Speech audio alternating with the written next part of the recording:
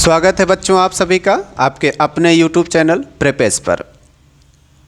पिछले वीडियो में हमने जो पढ़ा वो सब केवल और केवल देखा होगा आपने पाठ्य पुस्तक के पाठों की व्याख्या, उनसे संबंधित प्रश्न, परीक्षा से संबंधित जो महत्वपूर्ण प्रश्न हैं उनके बारे में।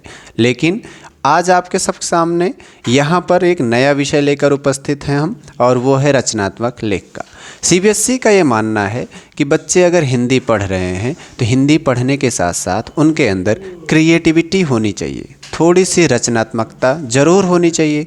और अगर आप पढ़ रहे हैं, और सीबीएसई का ही नहीं वैसे भी है, यदि आप हिंदी पढ़ रहे हैं, कोई भाषा पढ़ रहे हैं और उस भाषा को पढ़ने के बाद आप यदि भाषा को पढ़ने के बाद अपनी बातें, अपने विचार को अभिव्यक्त कर नहीं पाते हैं तो पढ़ने का क्या मतलब है। और ऐसे नहीं, साधारण तरीके से नहीं, असाधारण तरीके से कुछ आपके अंदर एक्स्ट्रा होना चाहिए, कुछ आपके अंदर ऐसी सृजनात्मकता होनी चाहिए जिससे कि आप कुछ नया कर सकें। तो ये रचनात्मक लेख जो है ये आपके अंदर कितनी ज़्यादा सृजनात्मकता है, कितना आप सृजन कर सकते हैं कुछ नया, उसके बारे में बताता है। तो सबसे पहले रचनात्मक लेख के बारे में बताएंगे।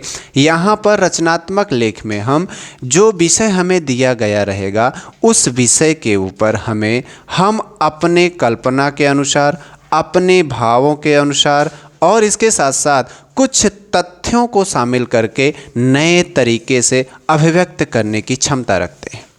अब आपको ये लग रहा होगा कि अभिव्यक्त करेंगे कैसे? कुछ नहीं, जैसे आप लिखते हैं, जो सोचते हैं, जो आप सोचते हैं उसी को लिख करके बताना होता है। बस उसमें ध्यान ये रखना है कि हम तथ्यों के ऊपर ज़्यादा बातें करें, ना कि इधर उधर की बातें।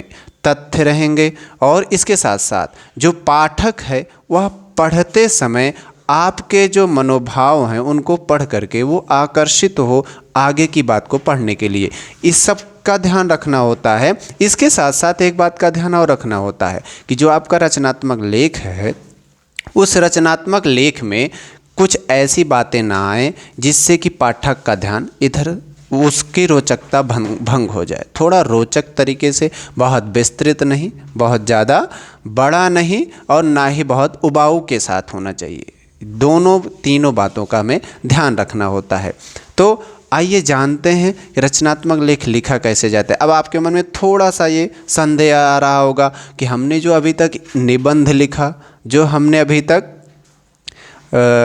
संवाद लिखा, संवाद के साथ कहानी, अनुच्छेद, ये सब क्या थे? तो ये सब भी रचनात्मक लेख के ही उदाहरण हैं। वहाँ पर उनका प्रारूप दूसरा था, यहाँ पर इनका प्रारूप दूसरा होगा। रचनात्मक लेख में यहाँ पर हम किसी एक विषय पर, एक लाइन में अगर जानना चाहें तो किसी एक विषय पर हम अपनी बात को तथ्यों के साथ किस तरह से अभिव्यक्त करते हैं, हमारी खुद की क्या रचना होती है उस विषय पर, यही हमारा रचनात्मक लेख में आएगा। आइए जानते हैं क्या कुछ है रचनात्मक लेख में। यहाँ हमने एक शब्द यहाँ लिखा है सीबीएसई, जिससे कि ये पूरी तरीके से आपके ध्यान में रहे कि हम सीबीएसई के अनुसार क्या चाहता है सीबीएसई वैसा करें। तो सीबीएसई के संदर्भ में रचनात्मक लेख वह लेखन है जिसमें छात्र, यहाँ आप जो छात्र होता है वही, जो लिखने वाला है वो लेखक है, अगर यहाँ लेखक आ जाए तो वो गलत नहीं होगा, अपनी कल्पना, सोच और अनुभव का प्रयोग करते हुए किसी विषय पर व्यक्तिगत और प्रभावशाली रूप से लिखता है। व्यक्तिगत का मतलब हमारी अपनी बातें होती हैं, प्रभावशाली तरीके का मतलब ये होता है, प्रभावशाली रूप का ऐसी बातें शामिल करें जिससे कि पढ़ने वाला उससे प्रभावित हो, लगे कि हाँ यह बात जो है वाकई में सच है। ठीक, काल्पनिक होती है लेकिन काल्पनिक होने के साथ साथ उसमें तथ्य रहेंगे तो वह प्रभावशाली बन जाता है। इसमें लेखक केवल तथ्यों का विवरण नहीं देता, केवल तथ्य ही नहीं बताते, उनको ऐसे बांधना होता है, किनको, शब्दों को इस तरीके से व्यवस्थित करके लिखना होता है जिससे कि भाषा और शैली का जो प्रभाव है वह पाठक के ऊपर पड़े, इसका विशेष ध्यान रखना होता है।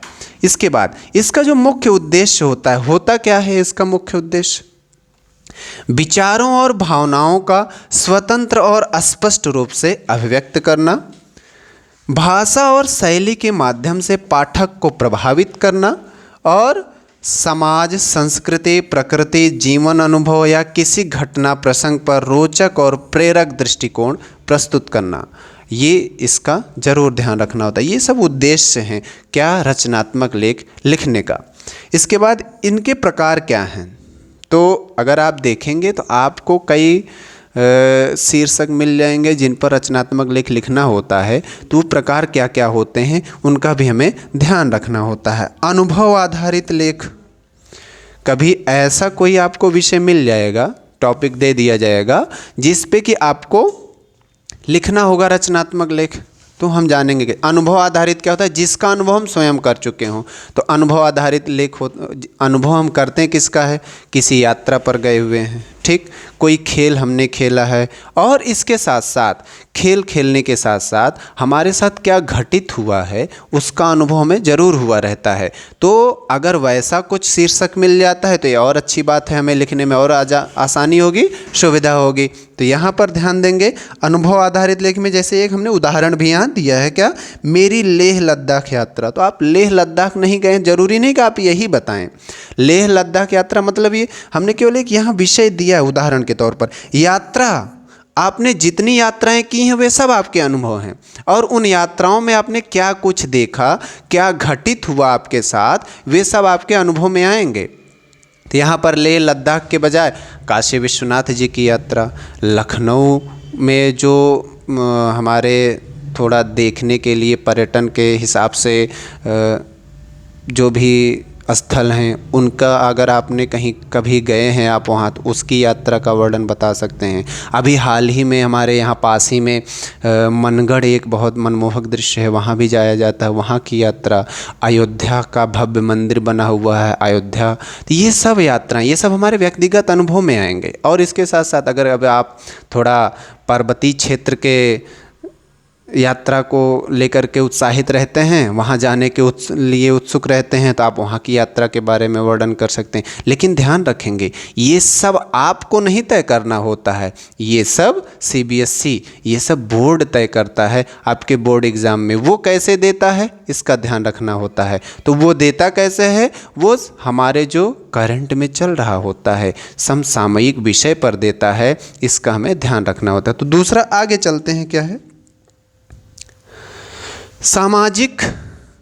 अब से सामाजिक क्या होता है, हम समाज में रह रहे हैं तो हमारा जो दृष्टिकोण है समाज के प्रति क्या है, समाज के लिए हमारे क्या कर्तव्य हैं, उनका भी ध्यान रखना होता है। इसका भी ज़्यादा अगर हम ध्यान से देखें तो ये भी कभी कभी क्या, ये CBSE के पार्ट का हिस्सा बन सकता है। क्या, प्लास्टिक प्रदूषण और इसका पर्यावरण पर प्रभाव बहुत ज़्यादा। अब इसके स्थान पे आप कह सकते हैं इस समय बहुत ज़्यादा मोबाइल का, सेल फ़ोन का यूज हो रहा है, तो यहाँ पर CBSE आपको दे सकती है क्या, इलेक्ट्रॉनिक जो कचरे हैं हमारे, ई-वेस्ट ना। तो हमारे जो इलेक्ट्रॉनिक अपशिष्ट, ई-वेस्ट को हम क्या कहेंगे हिंदी में, जो हमारे इलेक्ट्रॉनिक अपशिष्ट हैं, इनका पर्यावरण पर क्या प्रभाव पड़ रहा है, क्योंकि आए दिन हज़ारों लाखों की संख्या में नए नए फ़ोन खरीदे जा रहे हैं, तो पुराने फ़ोन कहाँ जा रहे हैं, उनका पर्यावरण पर प्रभाव पड़ रहा है ना। तो ये भी उसमें आ सकता है। इसके साथ साथ विशेषताएं, अब एक बात का और ध्यान रखेंगे, यहाँ पर ये सामयिक हमने नहीं बताया आपको।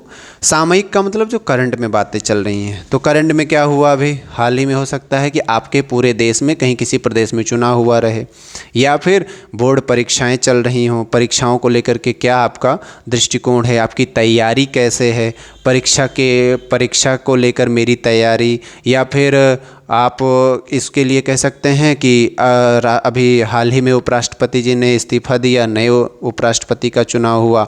ये सब हमारे क्या हैं, समसामयिक लेख हैं, इन पर हमें रचनात्मक लेख लिखना होता है। ये सब हमारे ऐसे मुद्दे हैं जो कि हमारे करंट से रिलेटेड हैं, तो इसका ध्यान रखना होता है। हाँ, एक बात का और हम आपको बताएंगे कि इसमें एक बात का और ध्यान रखेंगे कि रचनात्मक लेख लिखते समय उसका जो शीर्षक है ध्यान रखेंगे।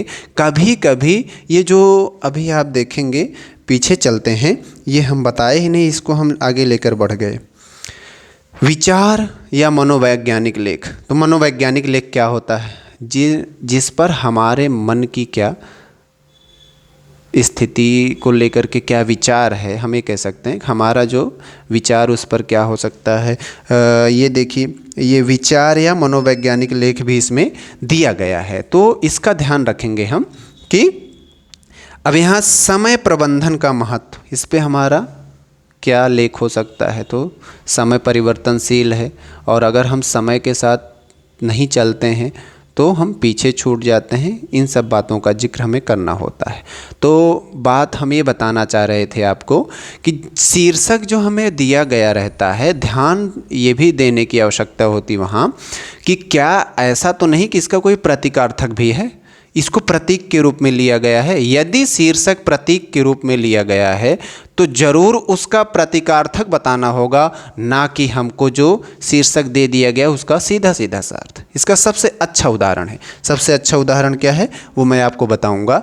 अभी उसका लेख भी हम लिख करके आपको दिखाएंगे। आपके सीबीएसई का जो सैंपल पेपर आया है कक्षा 12वीं का, उसमें आप देखेंगे एक है उसमें झरोखे से बाहर।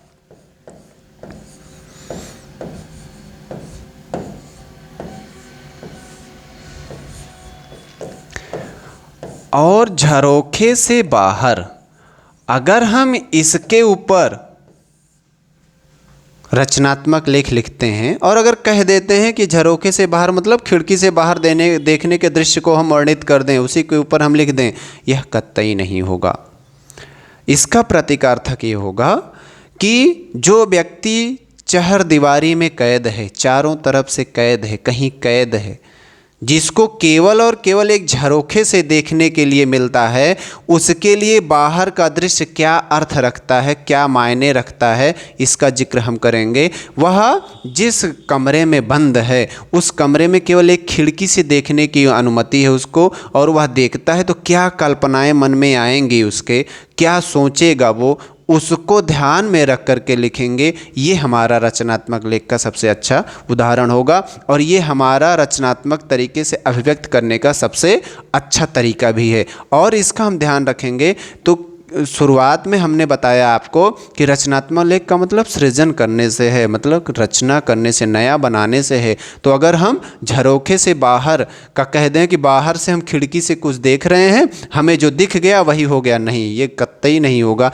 ये साधारण तरीके से होगा, ऐसा नहीं है, ये साधारण होगा। आप 12वीं में हैं, आप जिस स्तर पर हैं उसके हिसाब से इसका जब हम प्रतीकार्थक बताएंगे तो वो ये होगा कि किसी बंद कमरे से बाहर जो देखेगा कोई भी व्यक्ति, झरोखे से, खिड़की से, छोटे से भाग से, उसको बाहर की दुनिया कैसे दिखाई देगी। बाहर की दुनिया और अंदर की दुनिया दोनों में क्या अंतर है, इसको ध्यान में रख करके हमें लिखना होगा। तो आते हैं विशेषताओं के ऊपर, चलते हैं। क्या विशेषताएं हैं? स्वतंत्र अभिव्यक्त मतलब लेखक व्यक्तिगत राय और अनुभव शामिल करता है, ये आपको बताए। सुसंगत विचार, लेख में विचार स्पष्ट और क्रमबद्ध होना चाहिए। सटीक और प्रभावशाली भाषा, शब्द चयन रोचक और उपयुक्त होना चाहिए। रचनात्मकता में पाठक को सोचने और महसूस करने पर मजबूर करना। संक्षिप्तता मतलब थोड़ा सा शॉर्ट रखना है, बहुत बड़ा नहीं, विस्तृत नहीं, ये और उसकी स्पष्टता भी होनी चाहिए, बिना फालतू की बातों पर नहीं ध्यान रखना चाहिए। ठीक, मुख्य बात पर हमें ध्यान रखना होता है। अब इसके बाद लेखन के टिप्स लिखेंगे हम, तो कैसे लिखें तो ज़्यादा सही रहेगा। शीर्षक स्पष्ट, ये आपको मिलता ही है, इस पे आपको विचार करने की ज़रूरत नहीं है। कभी आपके ऊपर अगर आपको मिल जाता है कि आप अपने मन से शीर्षक लीजिए और उस पर एक रचनात्मक लेख लिखिए, तो आपके लिए तब ये ध्यान रखना होगा। परिचय में विषय का सार दें, बिल्कुल। मुख्य भाग में तथ्य, अनुभव और दृष्टांत दें, मतलब ये कि जो मुख्य भाग होगा, अगर वो यात्रा वृत्तांत है, अगर वह अनुभव की बात है, व्यक्तिगत अनुभव की, तो उसको ध्यान में रखेंगे। अगर ऐसा नहीं है तो तथ्य रहे। तथ्य होने के साथ साथ अगर आप किस दृष्टि से उसको देखते हैं, जैसे झरोखे से बाहर वाला है, तो इसका ध्यान रखेंगे।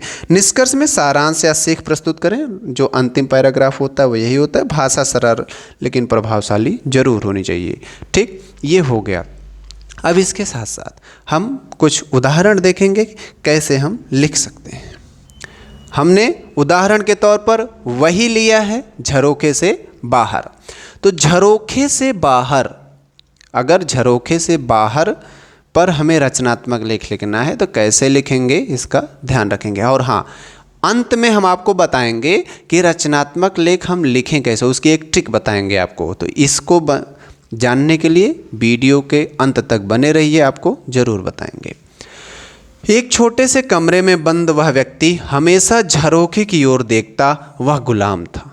वही हमने बताया आपको कि कोई कैद व्यक्ति बाहर के दृश्य को कैसे देखेगा, किस तरह से तुलना करेगा, इसका हमें ध्यान रखना होता है। वह गुलाम था, शरीर तो कैद में था पर मन भी कई बार बंधनों में फंसा हुआ लगता।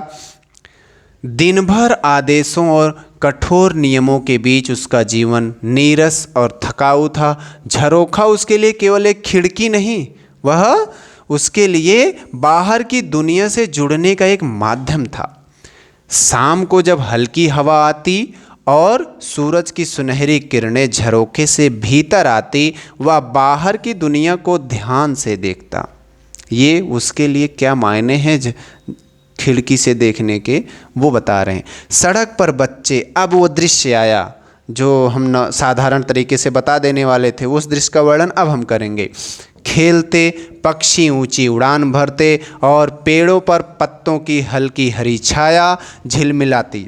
यह दृश्य उसे आज़ादी की कल्पना, देखिए जब वो बाहर का दृश्य देखेगा तो वो आज़ाद होने के लिए मन में सोचेगा। तो वही कह रहे हैं कि कल्पना और जीवन की ऊर्जा देता, वो भी थोड़ा सा जीवन जीने के लिए उत्साहित होता। झरोखे से बाहर वह केवल देखने वाला नहीं था बल्कि सपनों और उम्मीदों का वाहक बन गया।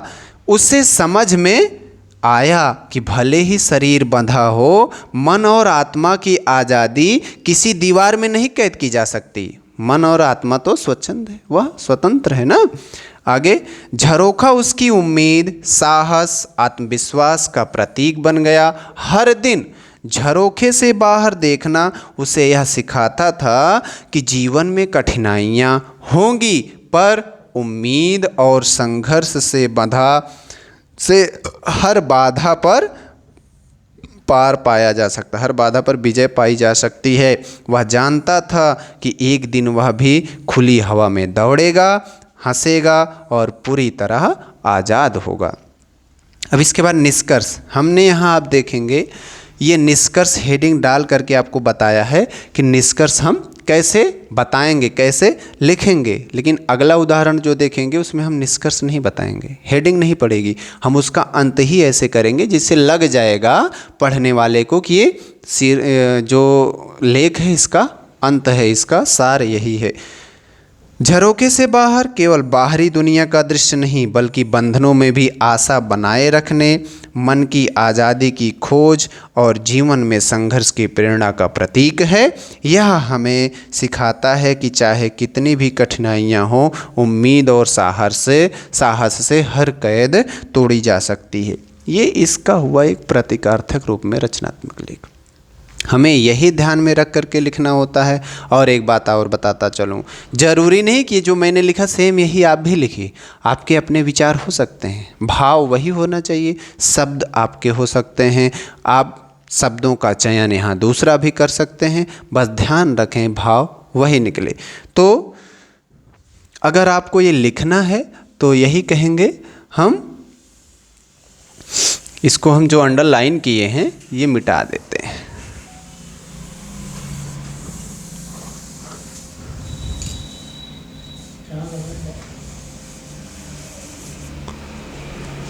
और इसके बाद ध्यान से अगर देखें, अभी ये वाला जो उदाहरण था इसमें हम देखेंगे झरोखे से बाहर, ये मनोवैज्ञानिक तरीके का था जिस पे हम अपने विचार देंगे, हम कैसी कल्पना कर सकते हैं, तुलनात्मक तरीके से उसका विवरण देंगे। एक दूसरा उदाहरण जो समसामयिक विषय पर होगा और उसके लिए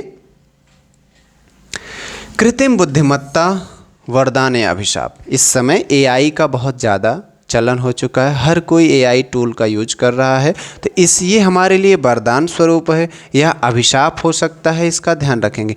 एक बात और यहीं पर हम बताते चलें कि यहाँ पर जब यदि वरदान लिखा गया होता तो हम केवल और केवल वरदान की बातें बताते, लेकिन यहाँ पर अभिशाप भी है तो यहाँ हमें दोनों बातों को बताना है। तो हमारा जो रचनात्मक लेख होगा वो इस तरीके से होगा कि इसमें ना तो हमें वरदान के तरीके से बताना है ना अभिशाप के, दोनों पक्ष रखने होंगे जिससे कि यह पता चले कि ये वरदान भी हो सकता है, अभिशाप भी हो सकता है। बस इसका हम प्रयोग किस प्रकार से करते हैं और देखेंगे।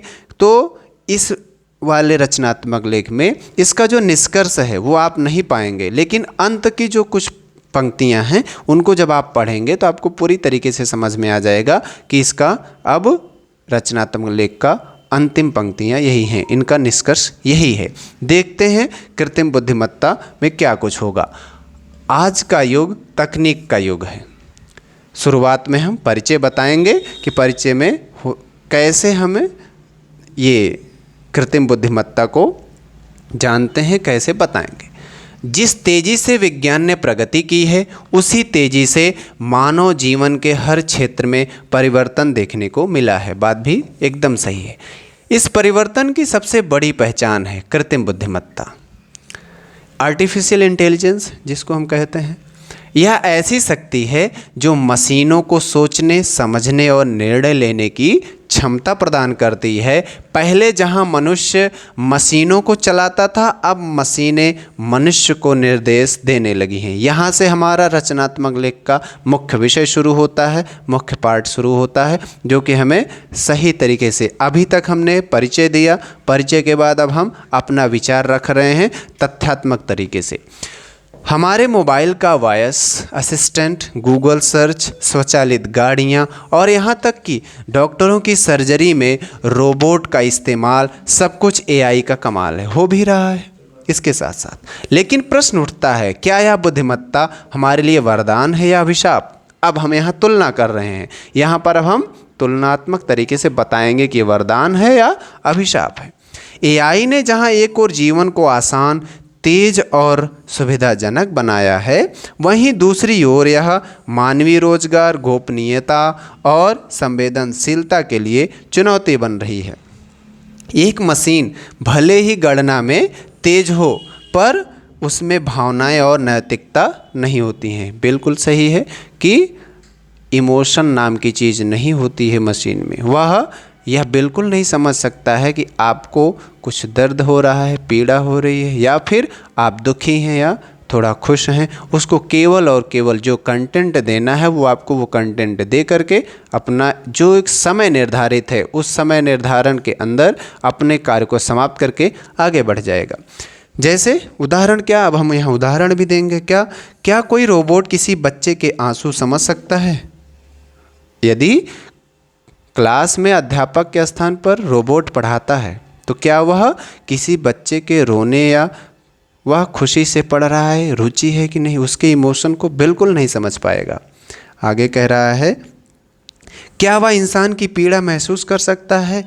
शायद नहीं। इसीलिए यह आवश्यक है कि हम एआई का प्रयोग संवेदनशीलता और सीमाओं के भीतर करें। अब हम यहाँ निष्कर्ष पर आ रहे हैं, सुझाव देते हुए हमें इसे अपनी जगह नहीं बल्कि अपना सहायक बनाना चाहिए। अंततः ये वाली जो लाइन है ये निष्कर्ष है।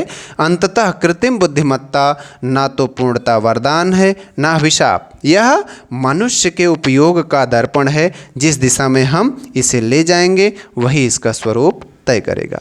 ये निष्कर्ष हुआ। और आप देखेंगे कि अंततः इसलिए उपरोक्त कथनों से ऐसे शब्दों का प्रयोग करते हुए हम जो हमारा रचनात्मक लेख है उसको अंतिम स्वरूप प्रदान करेंगे, निष्कर्ष बताते हुए उसका अंत करेंगे। अब इसके बाद हमने शुरुआत में आपको बताया था कि ये सब बातें हमें पता कैसे चलेंगी, हम कैसे लिखेंगे। तो उसके लिए एक ट्रिक है। ट्रिक क्या है? सबसे पहले आप सभी ने निबंध लिखा होगा, निबंध लिखने सबको आता है। निबंध लिखते समय जो नियम हम फॉलो कर रहे थे कुछ वैसा ही यहाँ भी करना है। सबसे पहले क्या, यहाँ आपको जो शीर्षक मिलेगा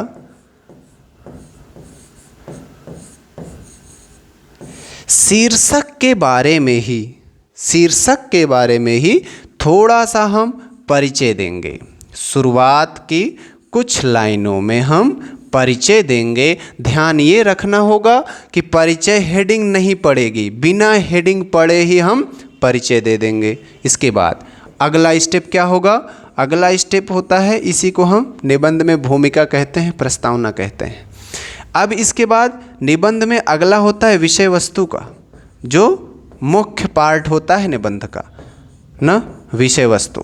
यहाँ विषय वस्तु के स्थान पर हम क्या करेंगे, जो हमारा शीर्षक है उसके बारे में यहाँ उसके स्थान पर हम तथ्यात्मक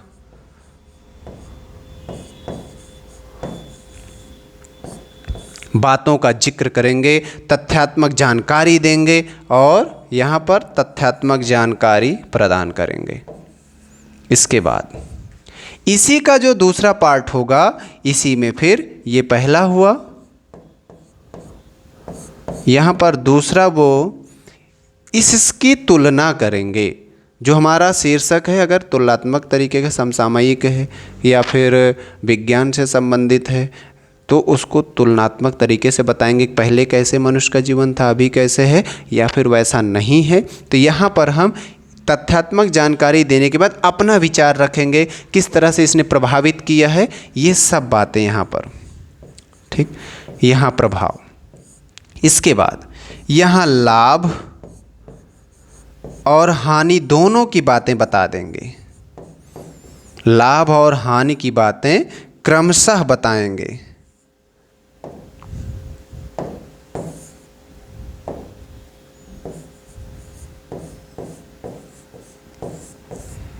और इसका ध्यान रखेंगे, लाभ हानि बताते समय हम क्रम का ध्यान रखेंगे। और इन सब के बताने के बाद जब ये सब बता देंगे तो हमारा जो अंत में होगा निष्कर्ष होगा।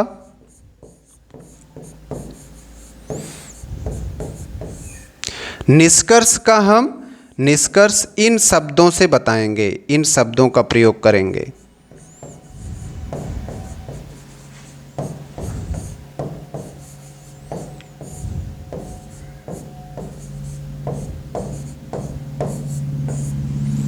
प्रयोग करते हुए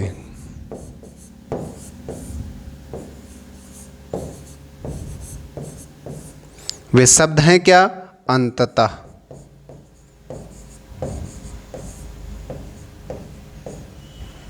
इसलिए या फिर उपरोक्त तथ्यों से, बातों से ऐसा लिखेंगे। हम इन सब शब्दों का प्रयोग करते हुए हम निष्कर्ष बताएंगे और इस तरीके से हमारा एक रचनात्मक लेख पूरा हो जाएगा। और इसके साथ साथ ये सब बातें हमें फिर से दोहराऊंगा, ये सब बातें बिना हेडिंग के, ये सब बातें लिखनी होंगी हमें बिना हेडिंग के, बिना हेडिंग के ये सब बताना होगा। ये हेडिंग पड़ेगी नहीं, इन्हीं प्रारूप का प्रयोग करेंगे हम। बिना हेडिंग के हम इन्हीं प्रारूप का प्रयोग करते हुए अपना एक रचनात्मक लेख पूरा करेंगे। इस तरीके से हमारा एक रचनात्मक लेख पूरा हुआ और उम्मीद करते हैं कि आपको यह रचनात्मक लेख समझ में आ गया होगा। अब होमवर्क के लिए आपको, यदि आपको होमवर्क देना हो तो होमवर्क के लिए हम आपको कुछ विषय देते हैं। उन विषयों पर आप होमवर्क ज़रूर लिख करके ट्राई करिएगा। क्या हो सकते हैं, जैसे एआई के बारे में बताया, तो हम यहाँ अब जो आपके लिए गृह कार्य होगा आप इसको करिएगा। वो क्या है, ये थोड़ा सा अभी एआई के ऊपर हम बात कर रहे थे, तो यहाँ मोबाइल के ऊपर बात करेंगे हम। मोबाइल, ठीक, लाभ हानि, ठीक। इसके साथ साथ मनोवैज्ञानिक के ऊपर अगर हम आएंगे,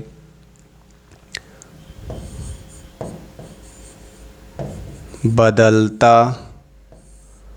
हुआ मनुष्य, मनुष्य में बहुत बदलाव देखने के लिए मिल रहे हैं।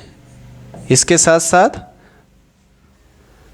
जैसे कि सीबीएसई के सैम्पल पेपर में जो अभी जल्द ही में लॉन्च किया है, उसने पब्लिश किया है सीबीएसई ने, एक कामकाजी महिला की शाम। तो हम यहाँ पर क्या कह सकते हैं, यहाँ हम तीसरा कामकाजी महिला की शाम से ही थोड़ा सा रिलेटेड है। भारत में महिलाओं की स्थिति, भारत में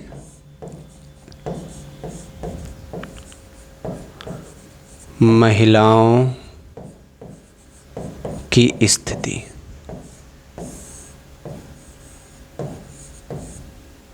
और अगर हम देखें तो इसको हम संक्षिप्त में बता सकते हैं, वो क्या हो सकता है, भारतीय नारी। संक्षिप्त नहीं कहेंगे, ये इसका अलग ही बदल जाएगा, भारतीय नारी। ये ऐसे विषय हैं, ऐसे बन जाते हैं। तो इन विषयों के ऊपर आप रचनात्मक लेख लिख करके प्रयास करेंगे। नहीं तो मैं अगले वीडियो में आपसे जब मिलूँगा तो कुछ ऐसा ही दूसरा रचनात्मक लेख किसी विषय पर लेकर उपस्थित होंगे। और जैसा कि इसी में मैं आपको बताता चलूं कि भारतीय संस्कृति के प्रति मेरा रुझान कहीं अधिक ज़्यादा है। तो अगला विषय जो होगा रचनात्मक लेख का, वह भारतीय संस्कृति से संबंधित होगा, जिसका एक ये भारतीय नारी जैसा आपको मैंने दिया भी। अब उम्मीद करते हैं कि ये वीडियो देखने के बाद आपको रचनात्मक लेख कैसे लिखा जाता है, किन बातों का ध्यान रखना होता है, हम कैसे लिखेंगे एक अच्छा रचनात्मक लेख, आपको समझ में आ गया होगा। और जो ना समझ में आया होगा उसको कमेंट करके बताइएगा, उसको हम और सरल शब्दों में अगले वीडियो में प्रयास करेंगे बताने का। मिलते हैं आपसे फिर अगले वीडियो में, तब तक आप इसको पढ़ते रहिए, दोहराते रहिए। तब तक के लिए आपको बहुत बहुत धन्यवाद।